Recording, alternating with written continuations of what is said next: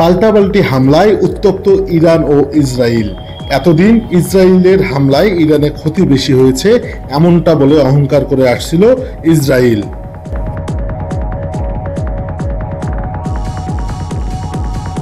তবে এবার ফাঁস হলো আসল সত্য। ইরানের হামলায় ব্যাপক ক্ষতি হচ্ছে এমন কথা স্বীকার করে মাথা নোয়াতে বাধ্য হলেন নেতানিয়াহু।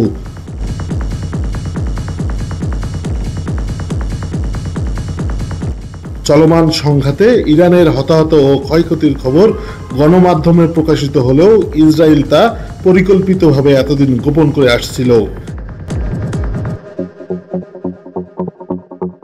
এবার ইরানের হামলায় ইসরায়েলে ব্যাপক ক্ষতি হচ্ছে বলে স্বীকার করেছেন ইহুদিদের প্রধানমন্ত্রী বেনিয়ামিন নেতানিয়াহু।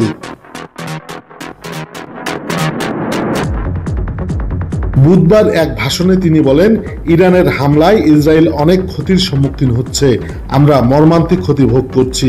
নেতানিয়াহুর এমন অকপটে স্বীকারোক্তি যেন ভয় ধরিয়েছে ইহুদিদের মনে। দ্য টাইমস অব ইসরায়েলের বরাতে আনাদলু এজেন্সি নেতানিয়াহুর ভাষণ প্রকাশ করে। সেখানে নেতানিয়াহু তার বক্তব্যে ইরানের হামলায় ইসরায়েল অনেক ক্ষতির সম্মুখীন হচ্ছে এমনটা তুলে ধরেন। এছাড়াও সেখানে প্রতিদিন ক্ষয়ক্ষতি বেড়েই চলছে এমনটা বলেও আক্ষেপ করেন তিনি।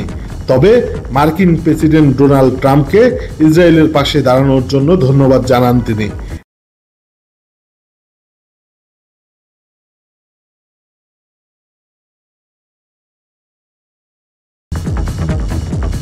তিনি বলেন, গত রাত সহ আমরা ক্রমাগত যোগাযোগে আছি, আমাদের মধ্যে খুব উষ্ণ আলাপ হয়েছে। তবে এত কিছুর পরেও গাজায় ক্রমাগত হামলা চালিয়ে যাচ্ছে নেতানিয়াহুর বাহিনী। নিজেদের ক্ষয়ক্ষতির তোয়াক্কা না করেই যেন গাজাকে ধ্বংস করে দখল করতে মরিয়া তারা। গাজায় আমরা লড়াই চালিয়ে যাব যতক্ষণ না পর্যন্ত সবাইকে ঘরে ফিরিয়ে আনা যায় এবং হামাস পুরোপুরিভাবে পরাজিত হয়, এমন প্রতিশোধের ঘোষণা দিলেন ইসরায়েলের প্রধানমন্ত্রী নেতানিয়াহু। জানা যায়, ইসরায়েলের সামরিক সেন্সর অফিস একাধিকবার নিজেদের ওপর হওয়া হামলার ছবি ও তথ্য প্রকাশে নিষেধাজ্ঞা জারি করে। তবে ইরানের হামলায় নিজেদের ক্ষয়ক্ষতি নিয়ে নেতানিয়াহুর এমন স্বীকারোক্তি যেন মনোবল ভেঙে দিয়েছে ইসরায়েলিদের। আর তাতে হয়তো নতুন করে দুশ্চিন্তা বাড়াবে ট্রাম্প প্রশাসনের, এমনটাই মতামত বিশ্লেষকদের। Desk report, Lalmonirhat news.